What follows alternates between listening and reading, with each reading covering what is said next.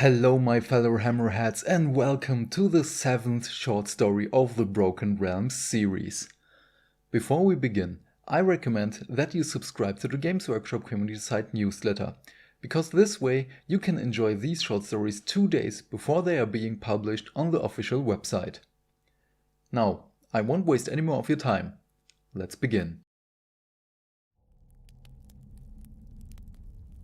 The Squint, read by Beard Almighty.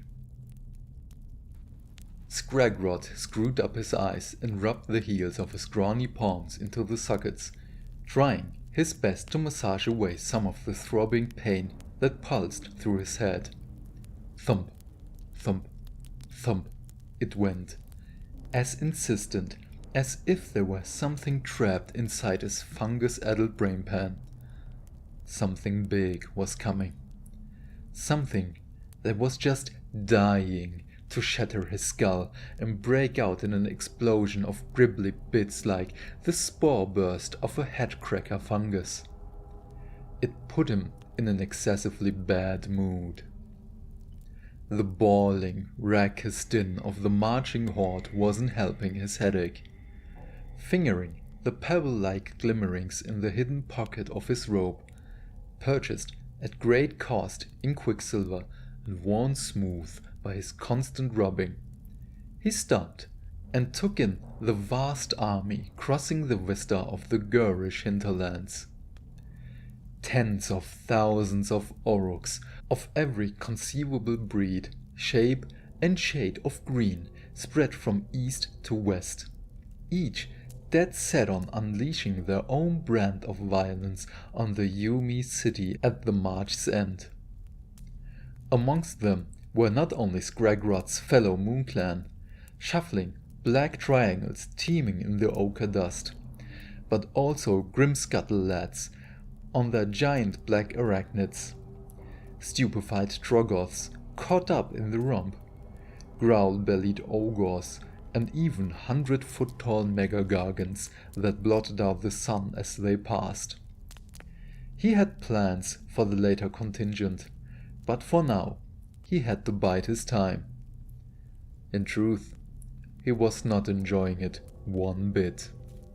For a time, the mood of violent joy had been contagious, and Scragrod had found himself caught up in it, grinning like the bad moon itself, until the muscles on the back of his head hurt from leering.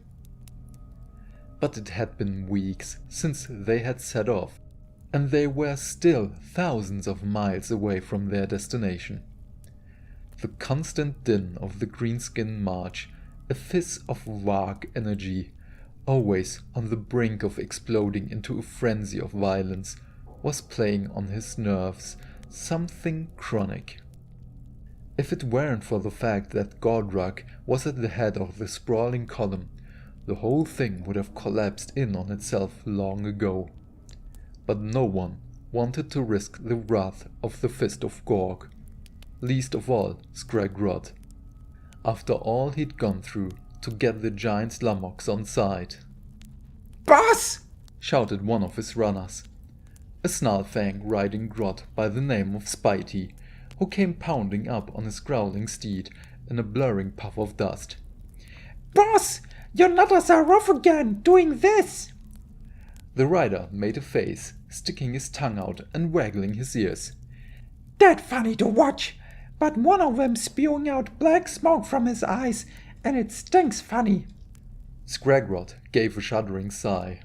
Turning back and making for the cage full of captives he kept at the back of the column, all the while enduring the jeers and accusations of the aurochs stomping past him. Some glorious leader he made, here in Gur, without his pointy throne. At least back in Scrapper's Bill, the bigger greenies knew to treat him with something approaching respect. The cage of Scrap was ugly as sin, all sharp edges and rust, juddering along on 6 mismatched wheels with a persistent metallic squeak that did Scragrod's head in but was absolutely necessary to keep the seers within from gathering their wits. A great wooden effigy of the bad moon had been chained atop the cage to keep its inhabitants cowed into submission, and most of the time it worked.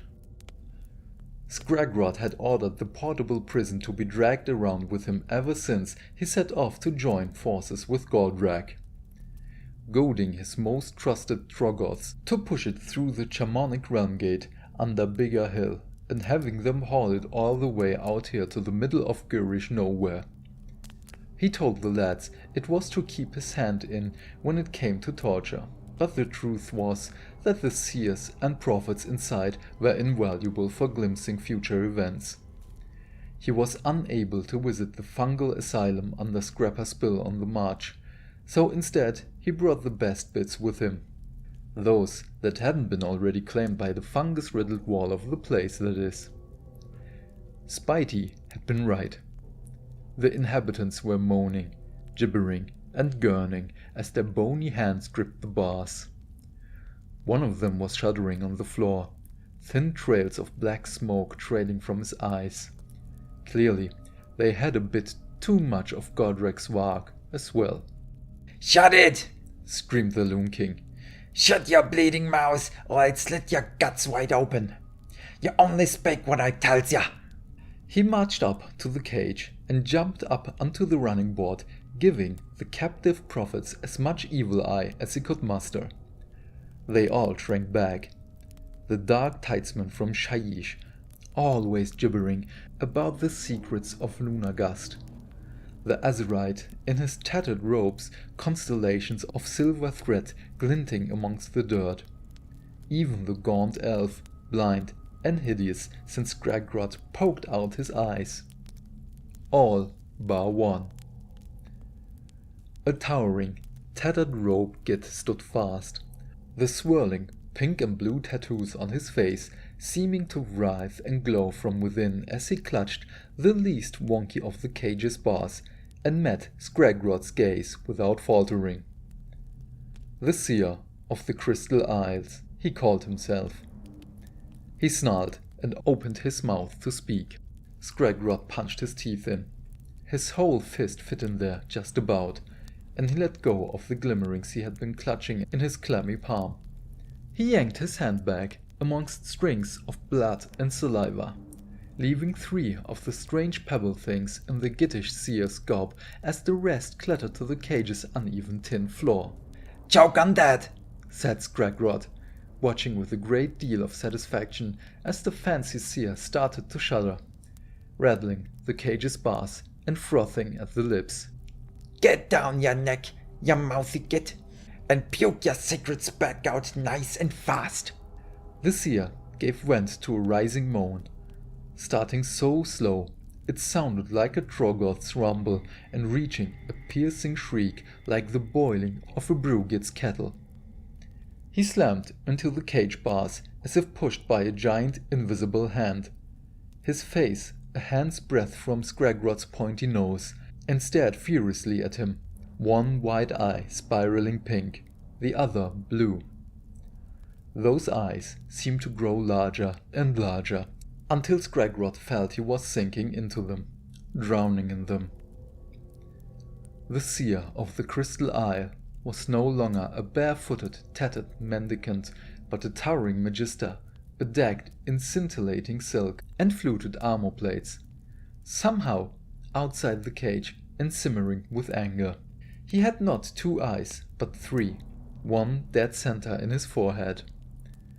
That new eye burned with such intensity that Scragrod had to narrow his eyes as if looking straight into the Haitian sun, but he could not tear his gaze away. He felt his soul wither like a bare hand held in the mouth of a furnace. Larger and larger grew the sorcerer, his mouth opening impossibly wide to spill avalanches of pebble-like glimmerings. "You seek prophecy, wretch! You go to your death!" he boomed. "The gate will shatter, the earth will tear, the sky shall eat the storm, and the serpent's tide will rise. The changer's riddle is born anew by the splitting mirror of the Dark Prince. Scragrod cowered, mind aflame. Back at the spill, he had been in two minds about caging this one, but the magnitude of his error was only now becoming clear. He was a prey creature, trapped without hope of escape by its natural predator. His limbs shivered uncontrollably, and he sank down, staring up at the still growing terror of feathers, ropes, and back-jointed limbs that was unfurling above him to eat him whole. And there, over its shoulder, was the moon. It was whispering something.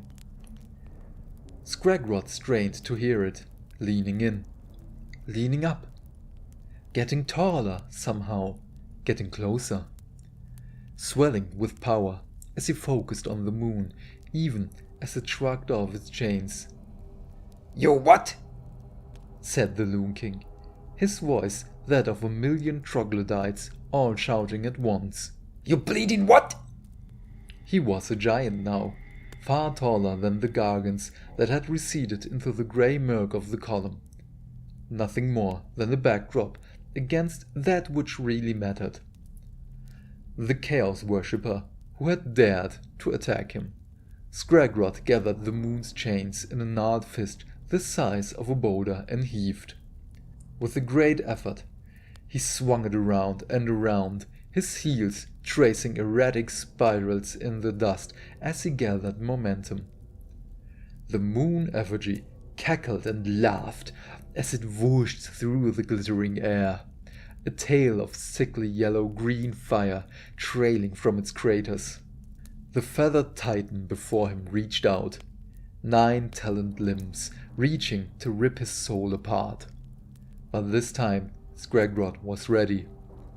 Letting go of his lunar wrecking ball, it struck the apparition right in its guts, blasting the horrible thing apart in a million shards of shattering crystal.